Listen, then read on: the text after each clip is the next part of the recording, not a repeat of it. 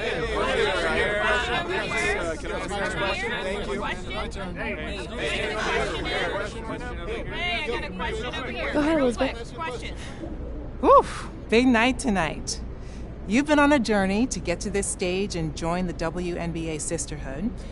Who is a player that, if you could choose, you would want to play with this summer?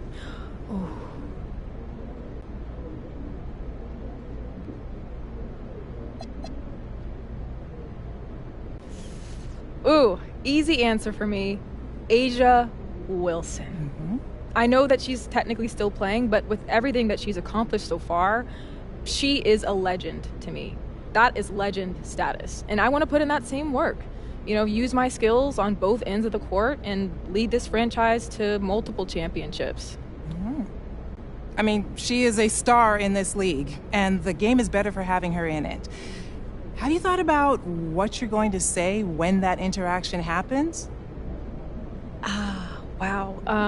I wish that I could sit here and tell you that I'd be a poised young lady. But she actually came and gave a talk at my school one year, and to be really honest with you, I can't tell you a word she said. I just couldn't hear her over the sounds of my internal screams. Just like one big loud scream, just on a loop the entire time. So yeah, I'm not super optimistic about keeping my cool. But I would love to ask for a jersey or a signature or something, though. That'd be awesome. Yeah, I'm sure you'll be absolutely fine. Thank you. On another note, the league is at a fascinating growth point right now, with viewership skyrocketing. How much of the WNBA did you watch growing up? And does the history of the game inform at all where you want to land?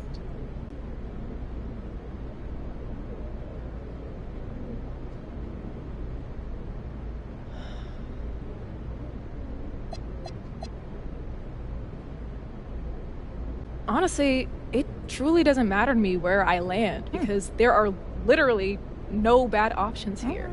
This here, right now, has been my dream for so long. And honestly, I'm ready to skip the rest of tonight so I can find out where I'm going.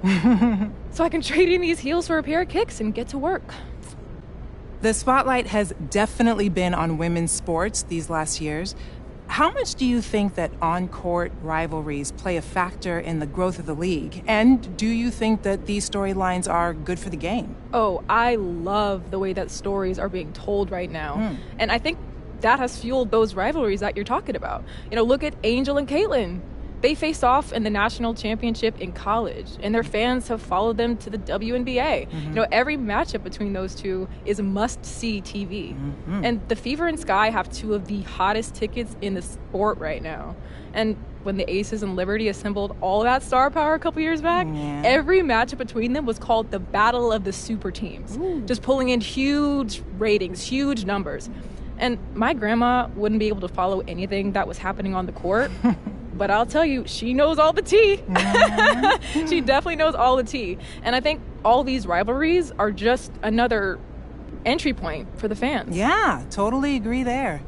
Unfortunately, you just missed sharing the court with the WNBA's all-time leading scorer, Diana Taurasi, who played in the league from 2004 to 2024. She brought a ton of that spice you were talking about for so long. Now, what part of her legacy speaks to you the most?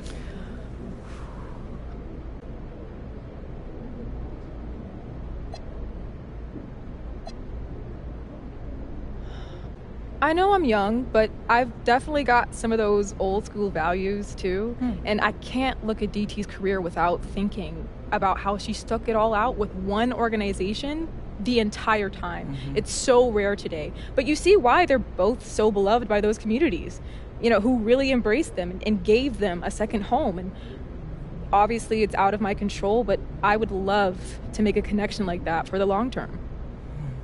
Yeah. For the fans who might not know you yet, what do they need to know, either on or off the court?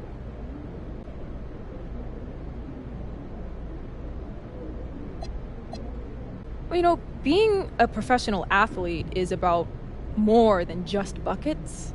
You know, you play like Paige on the court, but you can make an impact like Tamika Catchings or swing cash off of it. And it's so important for me to show up in the community, for me to be a role model for all these young girls and boys to look up to. You know, I want to be a regular at the local coffee shop. You know, I want to run a basketball camp locally every off season. When a team is drafting me, I want them to know that I plan on representing my city every moment I'm awake. I heard that. Okay, so I want to shift gears quickly for a couple of rapid-fire questions so new fans can get to know you. First, when it comes to a city, do you prefer a bigger metropolis vibe or a smaller, more intimate one? Oh, for as long as I can remember, I have wanted to be on the biggest stage possible. Oh. And in my mind, that extends beyond the arena. You know, I want a crowd everywhere I walk, team billboards up all over, restaurants open late so I can snag a bite after game night wraps up. You know, I love the hum of a big city. I love it. The pulse of the people. I feed off of that energy. So, big city. Let's keep this one easy. Favorite color?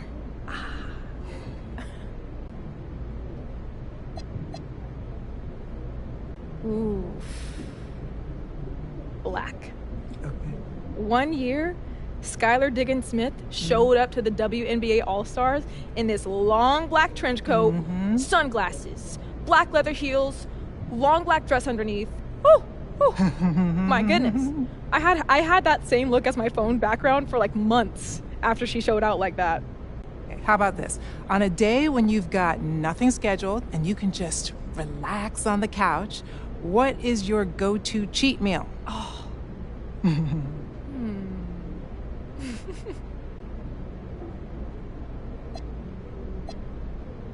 Tacos.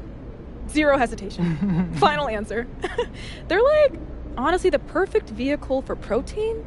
Like, you can just mix and match depending on the vibe of the day. Any meal of the day, you can eat on the go. Super versatile. Kind of like I am on the court. Trying and failing to keep it professional up here. Okay, I'm definitely not trying to get you in trouble. Okay, let's bring it on back to basketball. Let me ask you, does it matter to you where you're selected in the draft order?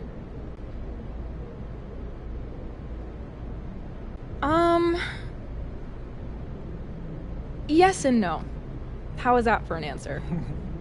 Look, this is the toughest professional league in the world when it comes to cracking a roster, and it just keeps getting harder and harder the further you are along in the draft order.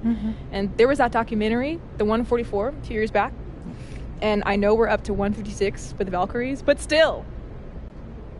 That being said, if you presented me with the option between a high draft number and a strong fit within an organization where I can really, you know, see my game blossom while I adjust to the pro level, I would take that second option every time. Thank you so much. Thank you. Yeah.